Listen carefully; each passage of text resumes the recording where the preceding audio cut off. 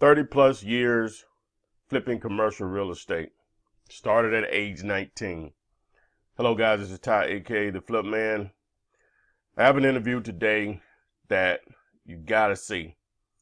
I met this guy a few weeks ago and found out that I was talking to someone and communicating with someone that's where I want to be.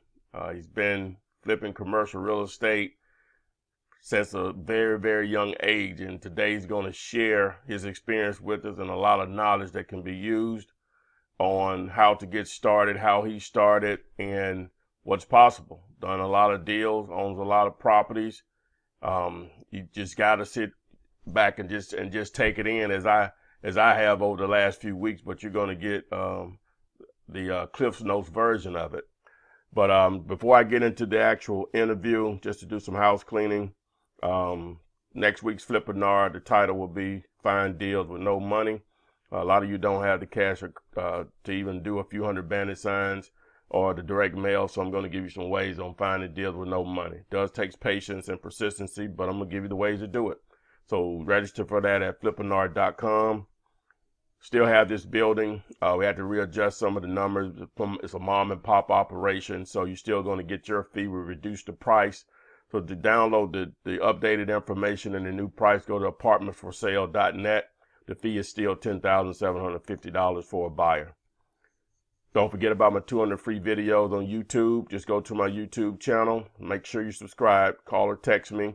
Turn on the notifications on YouTube. Follow me on Instagram and Twitter.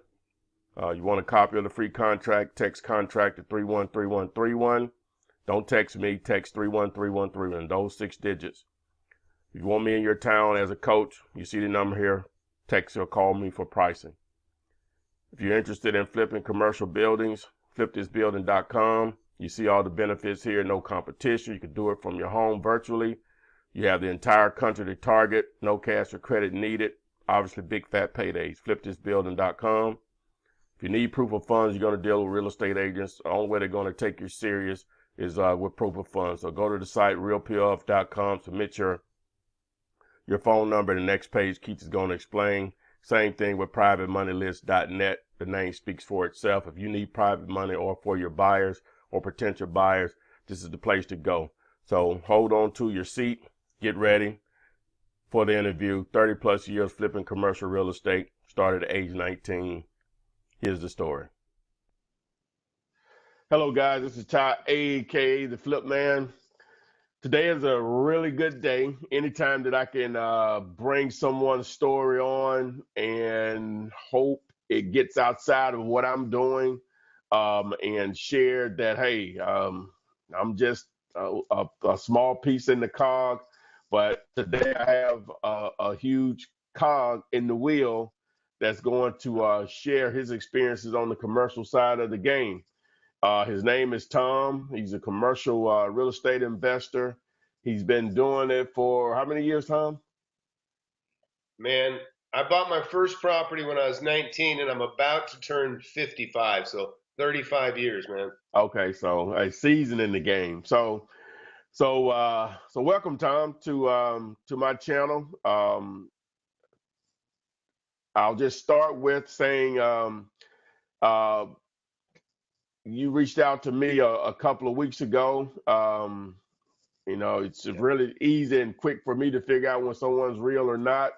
And Yep. and definitely, you're real. So just tell me. No, we'll go with how you got started and all this stuff, but just how Sure. you found me, and then we'll get into the other stuff. Okay. Yeah. So, well, first of all, I'll tell you, you folks that are following Flip Man, you got a great mentor because uh, I got into this originally. I've been doing this for 35 years. I've had a great life. I enjoy everything that you get with money and security, and it just gives you opportunities and everything else. And just like Ty, I started with nothing. I mean, my folks divorced when I was young, and half my family went with my mom, and I lived with my dad in a trailer park. And uh, we weren't poor, but we were just we were a little below middle class probably. And But bottom line is, I started with nothing, and my dad was a great dad, but he didn't have a lot of money, but he was a great dad, and that's what mostly matters, anyways. But so, uh, but I wanted money. I wanted money. That was obvious. I went through the pain of being on welfare as a kid. I drank powdered milk, the Velveeta cheese, and it was way too much of my diet when I was a kid, when I was living with my mom. And I had the shitty clothes and the hand-me-down stuff that just it doesn't make you feel real great in school. And I know a lot of people can relate to that. So, but it motivated me to want to make money. And so, am I flickering, by the way? I got a light kind of acting weird. Oh no, Is it no, okay? you're fine on my end. You're fine. You're fine. Okay. Okay, good. So anyways, uh, uh, I'll get back all the way to when I was a kid. So I was buying and selling candy. And I'd go to the store and I would buy like 20 suckers. And then I'd go to school and I'd sell them for twice, three, four, 5 times as much. I'd sell them for as much as the market would bear at school. And fortunately, when I was a real young kid, I was at a school where somehow I was a third grader and they had high schoolers. So that meant money. I had rich people there, okay? High schoolers. So they give me 25 cents for a damn sucker. Then nobody would give me that much for it. So, uh, man, Ty, I got a light that's driving me crazy. I'm going to have to do something about this. Okay, that's cool. It's Go. This is impromptu. Just take care of it. I'm here. all right, give me just a pause here, and I'm going to take care of this. One sec. Okay, yeah, guys, we're waiting on Tom to correct his lighting, but definitely stick around. This guy's the real deal. It's where I want to be. I've done a lot of deals, and commercial is my number one focus now, and that's what he does. You know what I'm saying? In all levels of it, which is just so encouraging. Some of the deals he's going to be able to share with us. Um, it'll be worth sticking around here. As they've got a technical difficulty with his lighting, so I got it, um, man. It's almost ready. um, so I think he's getting it corrected here. All right. Sorry about that. We're on battery power. Anyways, let's see where I left off. Anyways, I knew I wanted to make money because, just the same motivations. I'd see my dad. We'd be pulled over on the side of the road. And so many times I'm looking at the hood of the car from inside the car, being a little kid. My dad's under the hood trying to fix it. So we all have plenty of motivation to make money. But that was Oh, yeah. mine. So, so I began reading books on real estate. Dave Delgado, Wade Cook, Robert somebody, and a lot of guys, a lot of people haven't even heard of, 'cause it's kind of going back a ways. But and it kept me motivated, and of course there's a lot of naysayers that say it can't be done, and some of these guys are just packaging information that they don't necessarily know much about, but it still serves to motivate people. You know what I mean? Uh-huh. Uh, but so, anyways, that and then the first property. I'll get to my first property.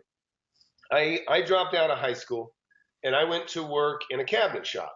And the cabinet guy that I worked for, he was having some marriage troubles at the time, and before long, he was starting to have some little bit of drug trouble too. He was doing cocaine, and the business was getting tough, and ultimately his business crashed.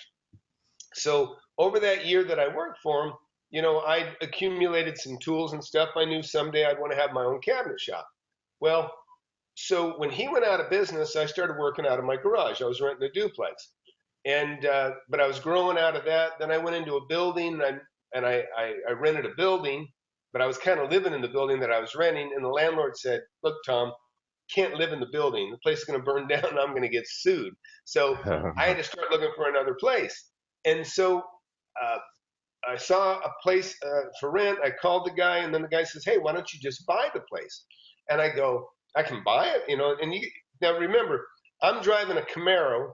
I'm 19 years old.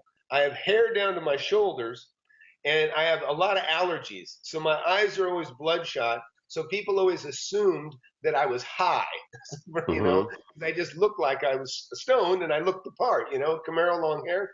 And, but I wasn't. But so I said, well, how am I going to buy it? You know, I don't have any credit. He says, well, let me figure it out. And so, and what was funny is he says, let me show you some properties for sale. Well, he pulls me up and he shows me the property that where I had formerly worked, a 6,000 square foot industrial building.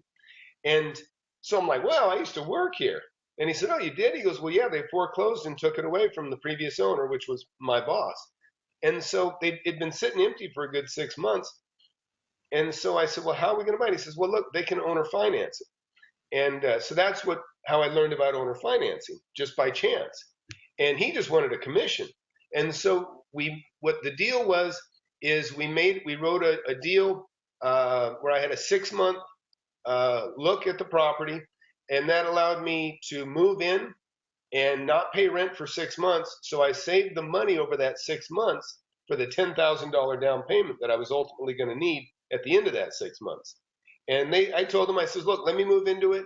That way nobody will burglarize it or break into it, and I'll take care of it while I'm getting the financing together. And they agreed, which goes to, a lot of people, there are no rules when it comes to selling real estate, especially with owner financing. Two people can agree to do anything they want to do. And so you can get as creative as you want. And I always tell people, you got to remember, the seller wants to sell, the buyer wants to buy. And when you got a seller that wants to sell, you would be surprised how far they will go to accommodate you and help you how they can. So, anyways, long story short, they owner financed the property. We closed the deal, and it wasn't like a week or two after we closed the deal, the for sale sign was still on the building. And somebody drove by, and they pulled up and they said, hey, I'm interested in buying the building. I said, well, I just bought it. And they go, you did? And they go, well, what'd you pay for it? And I told him, and he says, well, he goes, I'll give you $20,000 more right now. And so my eyes got about that big because I thought, what? You'll give me $20,000 more than what I just paid? And I was owner finance. I only had $10,000, in this deal. So that's what opened up my eyes to the profits. But of course, I was building a business, so I stayed in the building, and but then I continued to look for more properties. So I started looking at houses, and I found houses that were $25,000, $30,000 that were probably worth $45,000, and I'm talking. I go knock on doors, or if I see, like a yard that isn't being taken care of very well, I go to the tax assessor records back then, and y'all got it on computer now. I used to have to go down and pull it from what's called a microfiche. Many people don't even know what that is, but it's a piece of film that you I drop. know it is. Yeah, it's a piece of film about as big as a 4x6, Mm-hmm. you Postcard, drop yeah. that in this machine, and then the light reflects under it, and it projects it. It's like a microfilm. And so that's how I would have to get the addresses for these places, and then handwrite them down. And so, but I'd make a deal, or I'd see a for sale sign. I'd be the first one there. The first one there. As soon as that's why I always say, comb your neighborhood, find a for sale sign, be the first one there, and you'll have the first chance to get an offer in. And if your offer gets accepted before anybody else gets an offer in, you've got it made. Uh, so, so what I did, though, I still didn't have credit, even though I bought that building owner financed. I still didn't have credit. I really didn't have any money either. So I found a house. Remember, I had cards written up that said, I buy homes under 50,000. And I would hand that to a realtor, and they would just laugh. And they go, yeah, I do too. I said, well, look, if you got one you can't afford that you run into that's under 50, I said, I'll buy it right away. And so I passed those things out. And then one day I get a phone call. And this is a real interesting story. I've never really shared with anybody on video yet. So I find this house, I think it was 2,600 square feet. And this guy called me. He says, Tom, I got some people. They're really motivated. They want to get rid of this house. And their dad's living in it, and it's kind of a mess. And I said, what do you want? He goes, they'll take 50. I said, I'll take it. And I went by, and I didn't even go in the house. I drove by the house, and I thought, wow, that's great. And I just kept driving, went straight to this realtor's office, sat down with him, and I said, look, I'll either give you $34,000 cash, or I'll give you $50,000, and we'll do a two month escrow. And they said, okay, well, let's think about it. And then we all drove over to the house together. Now, we go into this house where their father was living, okay? We go inside, and there is cockroaches everywhere. I remember going into the kitchen. There were dead cockroaches stuck head first down into cold bacon grease. I mean, the place was disgusting. Then Wow. you walk into the living room, and you could see they were all smokers, and you could see where the walls were white, but they went from like white at the baseboard, and as you went up the wall, they would get darker and darker till it got to a chocolate brown at the ceiling and the top, and that was just from the nicotine and the smoke that from smoking in this thing for years. Now their dad's sitting on the couch, and he was like out of it. I don't think it was drugs. I think he was just very old. But there were couple of other derelicts that nobody knew who these guys were, Hmm. So they were very concerned. They just wanted to get out of this thing. Well, this is what was funny is so we're walking through the rest of the house, and I'm looking at it, and there's these double doors, okay, in the hallway where the water closet is, that water heater in the FAU. And so I go to open that door, and it's kind of hard, and I jerk it open. Well, there were cockroaches all over the top of the door that none of us knew about. And so when I jerked it open, it threw cockroaches all over me, the realtor, and the sellers. And so the woman just screamed, and we looked in there, and it was just so many cockroaches, you'd never believe it. And so they said, let's just get out of here. So we went down, we went to the office. They said, we just want cash. We'll take 34,000. That was the deal, 34,000 cash in 30 days. I didn't have the money, but I knew the neighborhood. This was a very, very good deal. And so I went and got a partner. He agreed to get the money. He got the money. We closed the deal. I painted it up. I cleaned the windows a little bit, and I resold it, I think, for about 60 grand.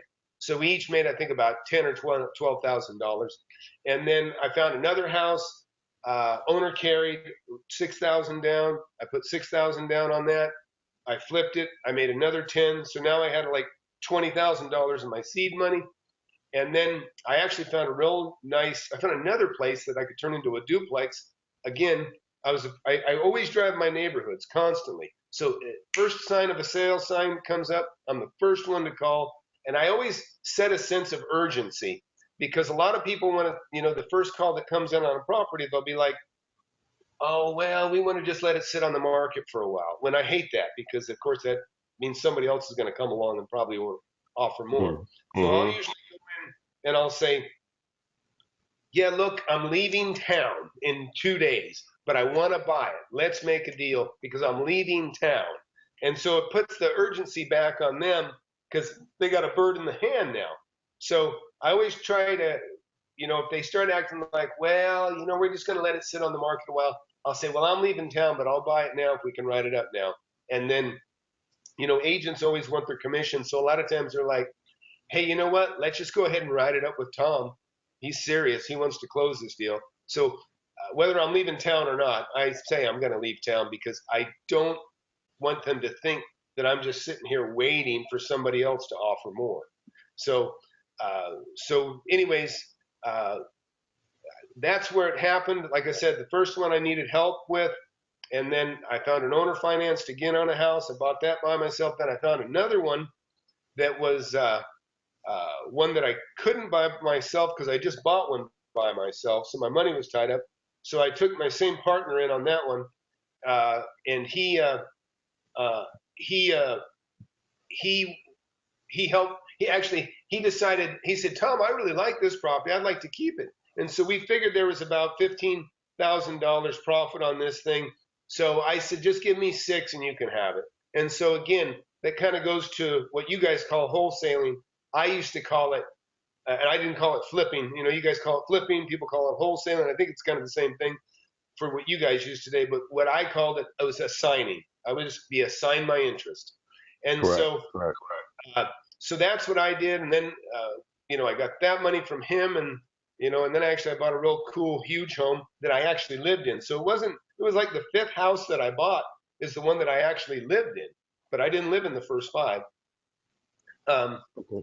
So, in just about 1 year, I went from nothing to now I had a beautiful 3,000 square foot home I bought, and it was a hardship sale. It looked like the Brady Bunch's home, huge kidney shaped pool, jacuzzi. It was over 3,000 square feet, enormous lot, had like a sport court, and yeah, I mean, it was beautiful. And I lived in that for quite a while. And it's probably as nice as the home as I live in today, to be honest. It was really nice. And I was only 20 something then, or early 20s. So, well, Ty, I don't want to go tell my whole life story. Is there anything in particular we should talk about? Well, yeah. Which all of that stuff is very, very interesting. I guess what a lot of people struggle with, and the purpose I'm doing this, I guess, this interview with you, which I appreciate your time, is, I somewhat talk about commercial, and they see I put deals out there, maybe a multi-family, maybe a triple net opportunity. And I really get into those deals with no money. I don't even know if I discussed it with you on how I even get around to earnest money, so. Well, that's pretty good. You can get around here. Which, but we're going to assume that they may have the earnest money, even though as I can get them around that. But we're going to assume they have 5, 10, maybe 15,000 because they build a little nest from wholesaling houses or whatever, but they don't have the financing in place to do the deal. They still just want to wholesale it. Do you have any of your transactions that you have done over the years that may fit that criteria? Where hey, you only had about 15 invested and you wholesaled it, or in your situation the way you described it, you assigned it and made X number of dollars. Yeah, many deals, and just so let me tell you, you can get people a lot of times assume they need to go $1,000 or $10,000 down for their earnest money. You can do $500 on $1 million deal. It's possible. And like you say, I'm not sure how you get around it, but I don't. When I was younger, for sure. I mean, an earnest money was never more than $1,000, and sometimes it was as little as 2 to 4 or 500. And I assume everybody can raise that. You know what I mean? Right. Especially today. I could raise it then 25 years ago or so. And well, just from dealing with brokers, let me just say this, because normally it's I ain't gonna say it's rare, but it's more likely you'll be dealing with a commercial broker versus the actual owner in a lot of these situations. And a lot of times the earnest money becomes an issue, not because the owner won't accept it. It's just the broker. That's their way of, am I wasting my time, so-called. So sure.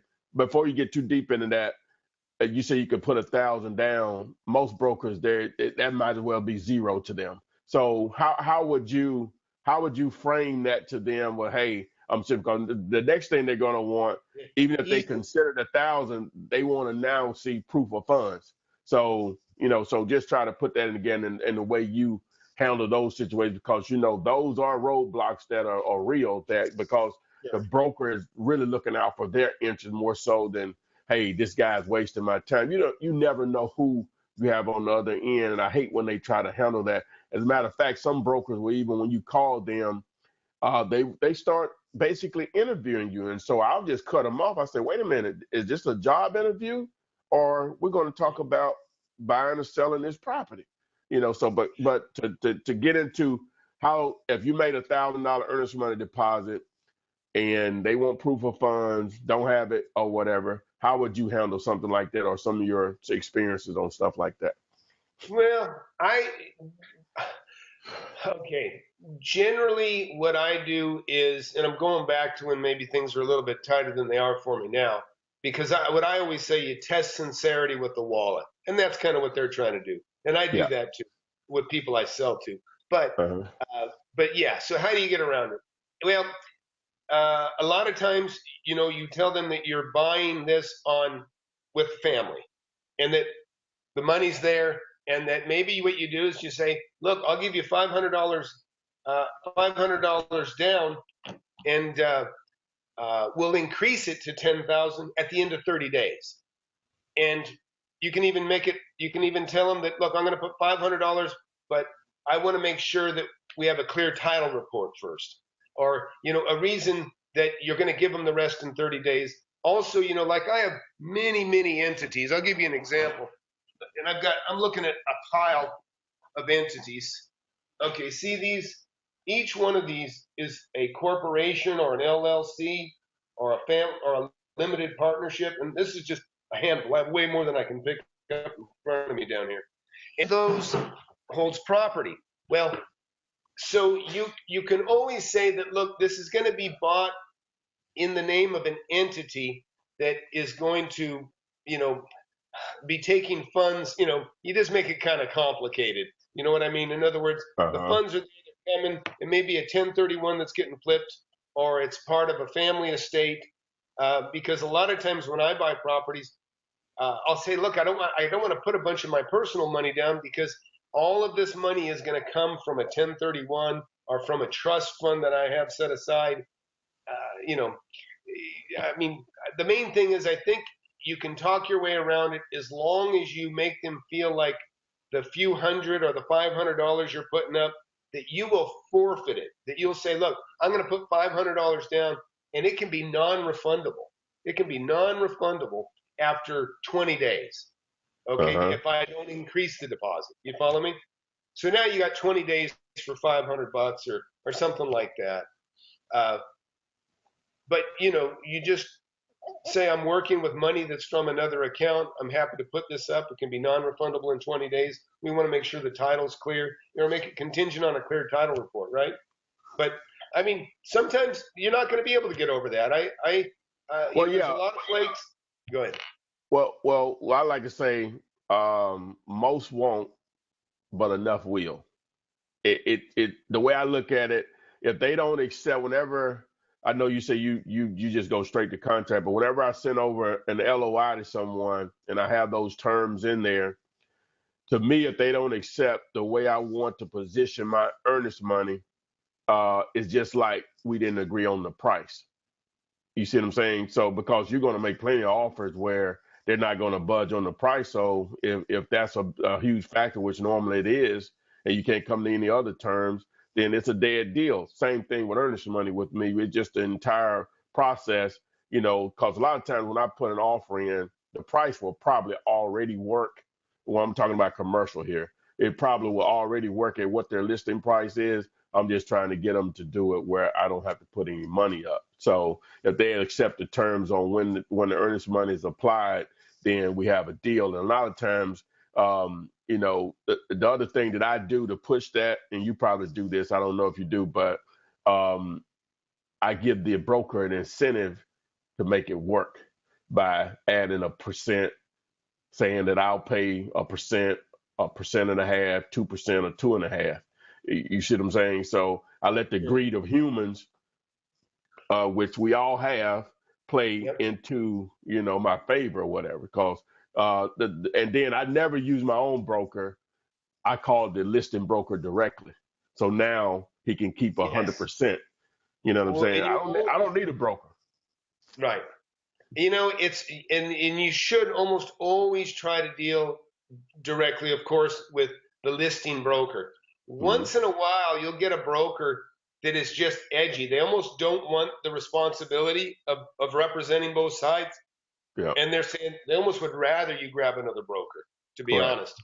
Yeah. Um, but uh, but yeah, so it's really, you know, I think it's just a matter of feeling out what they want to make them comfortable. I like what you're doing. I I get a little bit nervous with letters of intent, because when people bring them to me, I say, look, do you want to buy it? I mean, I'm tough. I say, give me a contract. I said, I don't Hmm. want a letter of what you think you want to do. You know what I mean? Right. So, but I'm tough on that. You know what I mean? So, and Uh-huh. I don't like it when somebody wants to represent me and say, well, we're going to write a letter of intent. I go, shit, no, don't write a letter of intent. You write a damn contract because I Hmm. want a signature. I want to tie this thing up. And if Yeah. maybe the money's, I'm worried about losing it, I just say, look, $500 now. If you know, I'll say $500 now, non-refundable, and at the end of 30 days, I'll increase the deposit to $10,000 when I see a clear title report, and then we'll close in another 30, 60 days after that. You know, and that works for a lot of people. You know, and a lot Right. of times when you get into the commercial property, a lot of times you're not, the agent isn't even really talking to the owner. Sometimes they're talking to the representative of a company. And nobody cares. You know, it's Right. crazy. But Hmm. I don't, it's such a broad deal because uh, if you're flipping houses, stuff under 100,000, 200,000, you can play with a lot less money. $500 is not an unreasonable security deposit. I mean, you got to Well, remember people that are buying. Go ahead. no, no, I don't. Go ahead. Go with your thought. Go ahead. Go ahead. I'm sorry. Well, just think about this. So many new home buyers, they're set up where they can buy with a 5% down. So they're only Hmm. talking about a total of $10,000 down on a $200,000 home, anyways. So if they're giving you $500 down, I mean, that's not unusual, I don't think, for a house under 200,000. No, no, it's not. And I tell students and I guess non-students that um, and now we're talking about in the realtor world here, I guess, on residential. If you don't have 500 minimum to deal with them, and a lot of times proof of funds, unless you're experienced, they're not going to even want to deal with you as far as taking you serious as a buyer. Now, again, it's all about positioning yourself and how you sound. Because what I'll do with this, and I'll share this, I'll go ahead and share it with you. There's no secret or nothing. I think I've already put a video out there on it. If I place an offer on a property with a real estate agent, as far as a on a residential property, and I have $500 put up 1,000, whatever. But I'm going to send over the offer saying, I want it may be a 30, it's a 14-day due diligence period, and I'll put the $500 up after that due diligence period. All right. So if I'm trying to wholesale it, and then we'll close 7 days after that, so that's basically 21 days.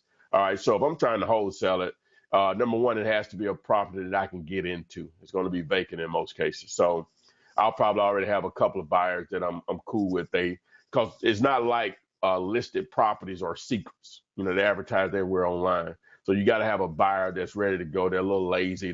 But they're buying. They're active, but they want you to literally feed them stuff. That's one of the sources. They prefer people just feed them instead of them having to look.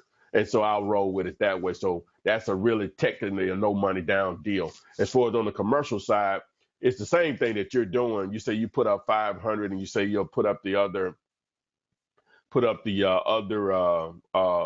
remaining another 10,000 after 30 days.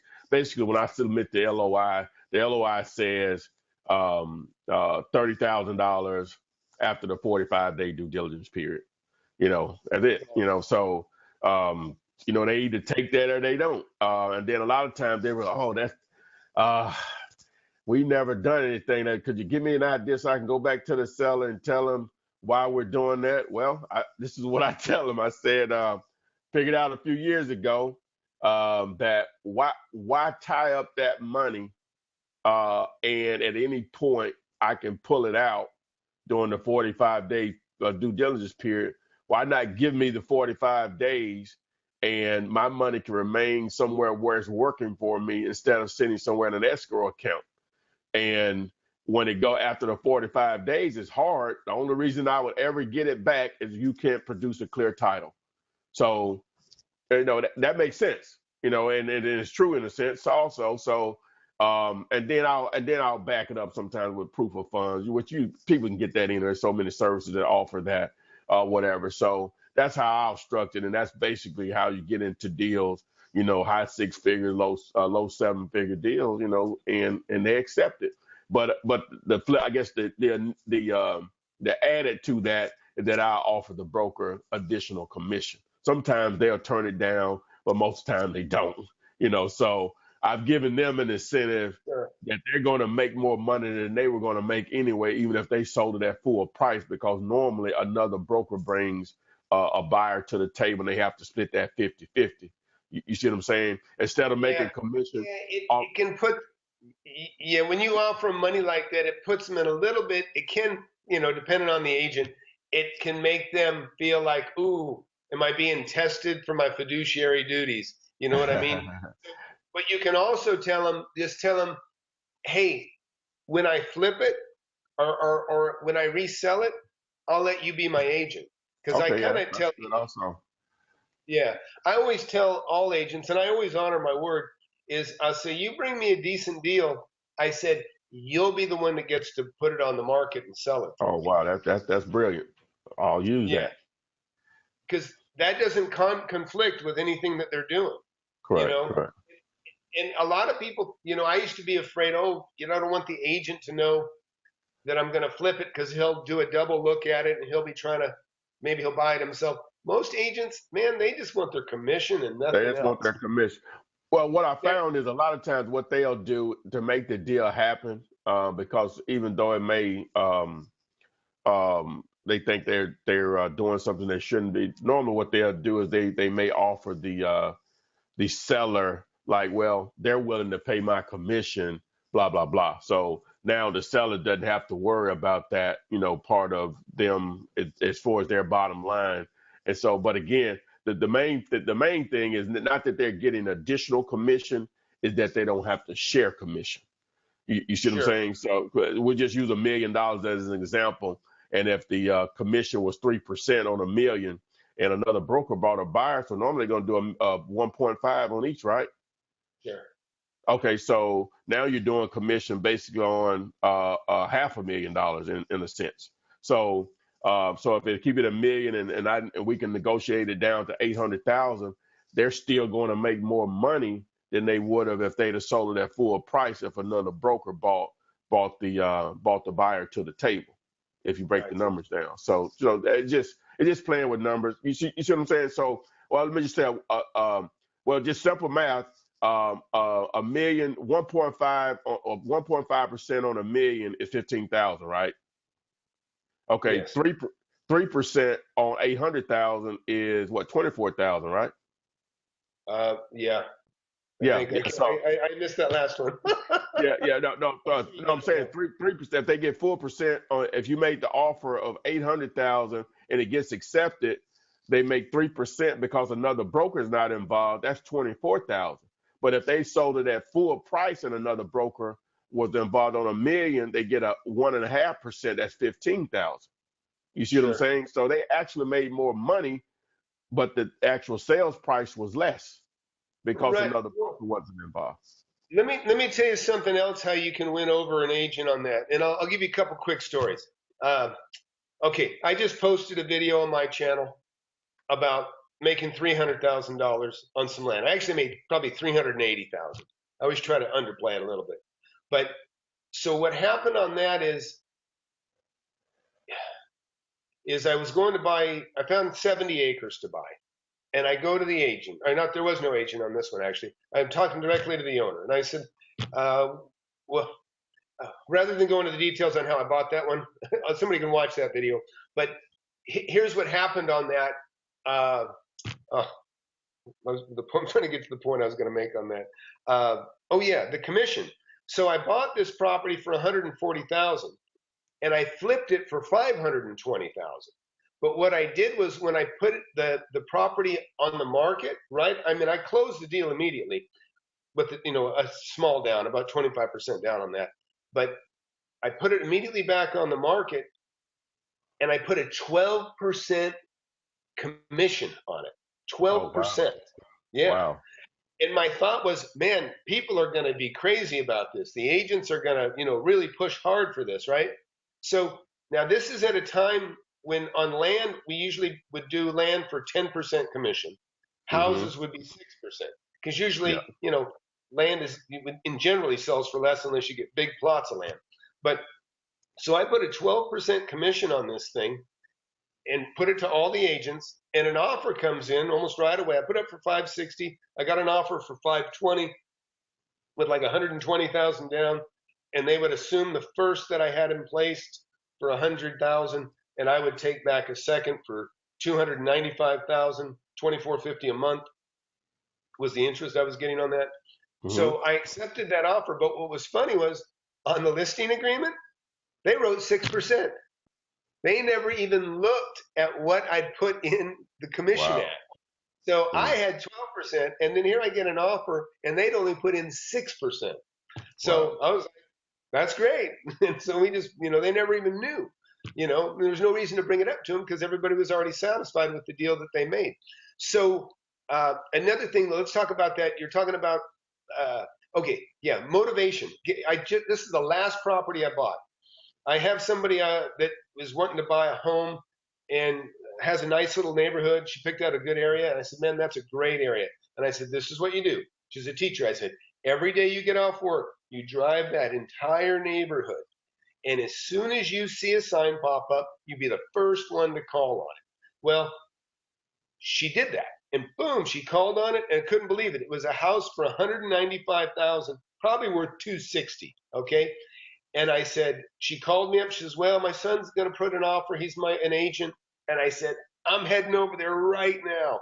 And as soon as I got there, he had already called the broker, and the broker's phone was already starting to light up. And I said, "Look, you want this property. This is how we got to do it. I'm going to call the listing agent right now." And so I called the listing agent and I said, "Listen, I want to buy this property full price, no problem." I said, "I'm buying this from my friend that's standing here that called you earlier. He's not going to participate in the commission." So I took the agent out of it. Told her son, I said, "Look, we're not going to get this place any other way. I'm going to deal direct with the listing agent. You're not going to represent your mom on this deal, but I'll give you a $3,000 commission on the side just for stepping out of the way." So he Okay. stepped out of the way. I got a hold of the agent. I said, "Listen, you need to come meet me at my office right now to write this contract up." Now, I'm financially, I'm pretty, substantial. So in this case, had the guy come straight to my office so I could impress him with my big property. Also showed him that I have a lot of money, and I told him that I want to close this thing in 2 weeks, or actually, I said, "We'll close it within a month," is what I think I told him. I said, "But I'll pay cash." But I told him, "You're the listing agent. You're going to get all the commission." He knows that, of course. But see, he was conflicted. He goes, "Well, it doesn't really matter. When another offer comes in higher." I say, "I get it. I get it." I said, "But I want you to come here because I want, I was wanting, I said, I want you to know that this is the deal that will close. There is no chance of me backing out." Now, this doesn't fare for guys, that we're trying to help right now. They come up against me, you're probably not going to win because I'm going to blow you out with cash. But that can happen. There's a lot of cash everywhere. So it can happen anyways. But that's why Right. it's so important to be first. So, anyways, uh, he says, "Well, we have another offer coming and another offer coming in." I'm like, "Well, cut it off." And so he said, "Okay, we're not going to accept any more offers after 5 o'clock tonight." And thing had just gone up at noon that day. And so I said, "Look, my offer stands at 195." I said, "But you must give me the opportunity. I'm the first one here. You got to have this guy know that he's got to counter me. I want to counter if he doesn't accept my offer." So he told me, he said, "Man, there's people, it's already up to 203,000." And I said, "Okay." I said, "I'll tell you what you do. I'll take it for 203 and I'll pay your commission." Oh, no, I take it back. No, I take it back. I said, "Yeah, you get 100% of the commission." Yeah, I said, "You can have 100% of the commission and I'll do it for 203. So I matched, I just said, "I'll do it for 203. I got to know right now because I'm leaving town." Okay, which wasn't Mhm. true. But I'm leaving town, but I'll pay 203 for it. And so that's what we did is I got it for 203, and then I paid $3,000 commission to the other guy. I had to just stand aside because there would have been no chance if I went through another agent on that deal. But Correct. Correct. so that's the beauty of real estate. Every deal is different, and you'll learn as you get going. That uh, that you just kind of you got to listen to what people are talking to and find out what makes them comfortable. And like you already know, commission, if they get the whole commission, that's a big incentive. The Huge. thing is that, yeah, they need to know that you're going to close, because just because you're going to get the whole commission, and then if they Yeah. disappoint and it doesn't close, then they're in hot water. So, uh, but again, like I said, I think, one good thing come out of this conversation already is you tell the agent that you're buying it from, that you'll have them resell the property for you or Mhm. something. It Correct. Correct. helps. And here's another thing I do with agents is I tell them this. I say, look, I'm combing this neighborhood. And they'll know that I'm combing the neighborhood because they'll find one of my letters too or something. But I'll say, look, you find me a deal and I buy it from you. I said, I talk to a lot of people that don't want to sell me their property because they want more than I want to pay for it. If you'll help me find me, you bring me your listings first. What I'll do is the people that turn me down on taking my offers, I will put you in contact with them so that you can represent them on the market and sell it for Hmm. full price. So I give them very qualified leads of people that are willing to sell, but maybe not as cheap as I want to sell, but they can still sell it at full price and the agent gets money, but then they appreciate me and then, I work with them. Okay. That's a great tip. Win-win-win. That's the name of the game. Um, well, Tom, man, you shared a lot of information, man, and I know you're a busy guy. Got more than sit here and talk to me to do. No, So, that's good. I enjoy doing it. Yeah. yeah. Eh, I- Is there anything that you would like to share to those out there that are just getting started? They don't have any money, not having credit, but they have time to put into educating themselves. What would you like to share to those Sure. Yeah, listen. individuals? Listen, your life can change really quickly, really quickly. Starting from zero, it's not a problem because it doesn't matter if you're rich or you're poor. What neither one of you have at that moment is the deal, okay? The deal is the most important thing because if you don't have a deal, there's nothing to make money on. And that's the beauty of real estate is you can tie up an asset that's worth $100,000, $200,000, and you can tie it up with just a fractional piece of money and have the right to buy it. As long as you have the rights to buy something, you have all the power. And so I'll tell you one more story about wasn't long after I closed some of those houses that I talked about earlier, I saw a building go. It was a plumbing supply company, and they stopped selling. Their doors were closed, and I thought, man, I like this building. I like this building. And so somebody told me they were going belly up. They were going bankrupt. So I asked around. I found out some of their friends, and I found out these people were living about 17, 18 miles out of town. So I run over there and I talked to them. I said, well, what's the deal? They said, we're just going to let the property go back to the bank. And I said, look, let's not do that. I said, let's write up a deal right now. I said, I'll give you $500 right now and we'll write up a contract. We wrote up a contract where they were going to sell it to me, but I gave them $500 for this contract. Then I ran back to the bank. I think it was actually an owner carry deal, the person that was financing their deal. And I said, look, I'll pick up their payments. I'll make up their back payments and we'll make this work. And they go, no, we're going to just foreclose. We want our money. We want our cash. And I said, okay, no problem. I said, look, well, I've got full rights to buy it right now. I'm going to close this deal. So I looked up my old, and this is good for people too, is to line up money in advance if you can. So I had a guy that I worked for, great guy, very successful builder in town. And I told him, I said, hey, look, John, his name was John Brooks, great guy. He's actually passed away, but he's a really great mentor. But I said, John, I found this building. I'm getting it for like 120,000. I think it's worth 220.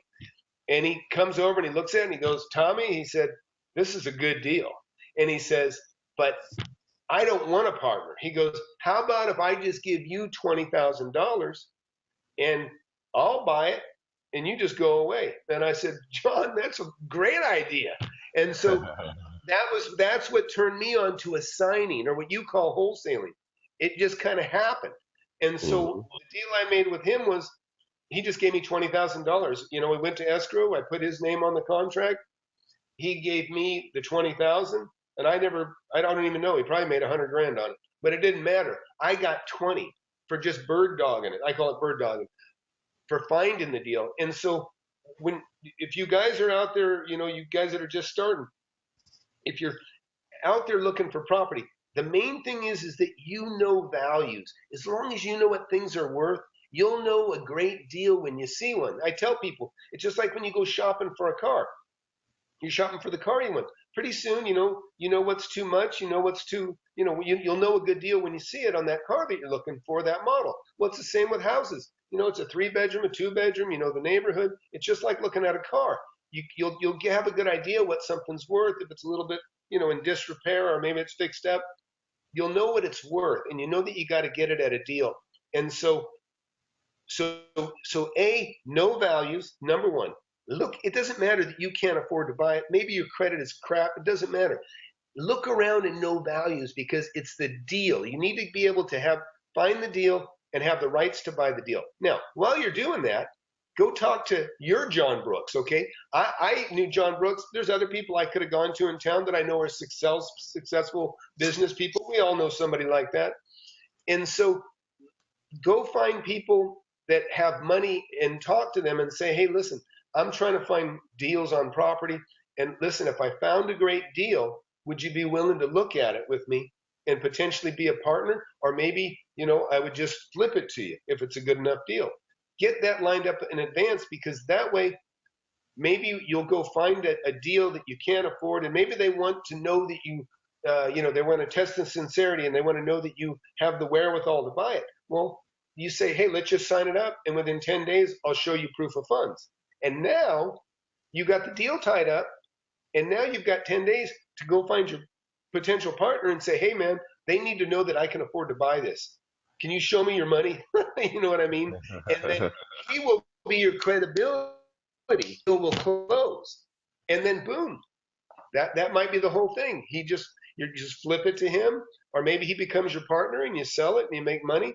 And then now you got a partner forever. I got only one partner. I have one school partner I brought in a long time ago. I've known since 6th grade. He owns a couple of properties with me. I did it as a favor to him more than anything. But I had another guy. This is an interesting story. I had a guy, I was trying to talk him out of his property. I wanted to buy his apartments. They were called the Beverly Apartments. And I would jokingly call them the Beverly Hills Apartments, because he seemed so proud of them, Mm-hmm. And we got done, and I was trying to talk him into selling it to me, and I went through the numbers with him, and he says, Tom, he goes, look, I'm not going to sell you my property. He said, but I'll tell you what. He goes, if you ever need a partner, I will buy with you, okay? And this guy had money. And so about 6 months later, I call him up and I said, hey, look, man, I got 50 acres. I'm buying it right now. I'm buying it for $210,000. If you want to be my partner on it, you can buy it. You just have to put up, you can be a 1/3 partner. Give me 70 grand. He cut that check. He sent me the 70 grand. We closed that deal. That $70,000 that he put in with me is now worth about 4.5. Well, I'm sorry.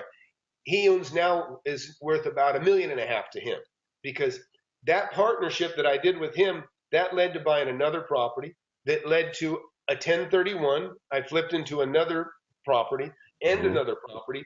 And so now that $200,000 worth of property we bought is now in a partnership together, but now it's about 4.5 million.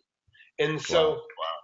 that's been over a term of about 20 years, but it's also making, I think right now that partnership is bringing in about $429,000 a year in income. Okay. I mean, that's the gross numbers. I probably, Mm-hmm. 300,000 for sure income, and he gets 1/3 of that. So, it's a great lifestyle. It's a great, great lifestyle. And Oh, and no Ty, question I'll tell you about what, it. man, you're doing it right, Ty. I like what you're doing, and you're doing things that I couldn't do because the internet wasn't around when I was younger. But now that I'm looking at it, I like what you do. You got a page showing, your potential properties that people can, you can wholesale to, and it's a wonderful lifestyle. Just not having to punch a clock and being your own boss. I mean, it's the best, right? Oh, no question about it, man. Just to tell people how they can reach you, Tom has his own YouTube channel. He really put it together more so as he said that he wants to put together a library of his thoughts and his techniques for his actual sons, but he's sharing it with the world also. He has twin sons. I thought you say they're 14 right Yeah, now. I got twin boys that are about to turn 14, and then I also have two girls in college. So my Okay. college girls, they're just busy learning. They got no time, and they're in another. I mean, they're 400 or 500 miles away in a dorm. So they're going to college. My boys are young enough that they're still having fun playing. I take them with me everywhere. They see me pick up my properties. They see that I take care of it. So they're getting this. They're learning how I take care of properties and talk to my customers, my tenants. I'm talking about now. And I share some of that on my channel too. I show landlord life. I go into floods that I've had. All the different things that can happen, good or bad. I show that, but yes, the purpose of my video blog is I'm trying to make a roadmap for my boys to follow, particularly because I think they're going to follow. My girls too, maybe. But and I appreciate input and feedback and questions because if I have that from you, then I can address it, and then it gives a better roadmap for my own boys to follow. Uh, but Alzheimer's runs in my family. My dad died of Alzheimer's. His mother died of Alzheimer's, and I know I look a little bit younger than I am, but Alzheimer's might be 10, 15 years away for me. So Yeah. I'm very concerned that by the time my boys are old enough and interested, I may not have the capacity. Hell, I might not even remember the deals that I did. Right. So Right. I'm trying to lay it all out, but Yeah, you'll be people can you'll get be the okay. gist of it. Yeah, yeah, it's an ugly thing, man. I hope so. So Yeah, we'll you'll see. be okay, man. Well, man, we really appreciate it, man. Flip Anything USA. That's how you can find Tom on YouTube. Just do a search, Anything USA, all one word. You see it here on the screen. You can see the / Flip Anything USA, YouTube.com / Flip Anything USA. Um, Again, man, we really, really appreciate this, man. You shared a lot of information, Yeah. stories for days, man. They're just very intriguing and insightful on, Hey, hey, if we can do nothing it else, again. just what's possible. Yeah. Hey, and I'm telling you, I've done, and I appreciate you having me on, Ty. And I tell you, Ty's audience, let me tell you, you're in good hands with this guy. He's the real thing, and he's the only one I reached out to. And believe me, there's all kinds of people I see on the internet. I've been just starting to look at this stuff, but I thought, oh, let me give a listen to this guy. And it was very apparent to me immediately that Ty is the real deal. He's given good advice, sound advice, and some of the stuff I've seen out there, I don't feel quite so confident on. But I feel really good about Ty, and that's why I reached out and talked to him, and that's why I'm here talking to you guys now. And let me just tell you, the deals. Every time I talk about a deal, I mean, it reminds me of another one, and it's hard to even stay on focus. And uh, like there's one I'm almost dying to tell you again right now, but the money you can make is unbelievable. In fact, Ty, we should just do another show again, and I'll tell Yeah, you, yeah, I got some we good are deals. because Hey, you and I are trying to put something together at some point. Either you're gonna have something and I can make some money off, well, we'll make money together, you know what I mean? Or I'm gonna be able to get something over to you. So, most definitely we'll do a few of these, over time or whatever. And obviously, whenever you're ready, I'll do something for Flip Anything USA. I don't think anyone has ever interviewed me, so hear my little 2 cents. Even hey though man, no, your two yes. cent is a lot more valuable than my 2 cents, but I'm trying to get there though, man. Well, you know Um, what? And like I say, you do the mentoring. You have a mentoring service. That's awesome. I don't want to do that. I just don't have an interest. I'm too busy. I just don't want to do it. I don't, you right. know. But I like that you do it, and I believe there's real quality in what you offer. And so I think it's neat because people ask me to mentor, and I say, look, I'm not looking for your money. I'm not writing a book, but go talk to Ty if you want to mentor. Really. Uh, No problem at all, man. Good man. But Good. But yeah, so hey man, I'm gonna chop this up and it should be available. This is a large file, so it may take me all day, a couple of days to get to it or whatever. But again, people, hey, cherish this video. You can watch it over and over again. And again, me and Tom, we should do some more stuff in the future. Again, Tom, thanks for your time, man. Right on, man. Thank you. All right, we'll see you all on the flip side. See ya.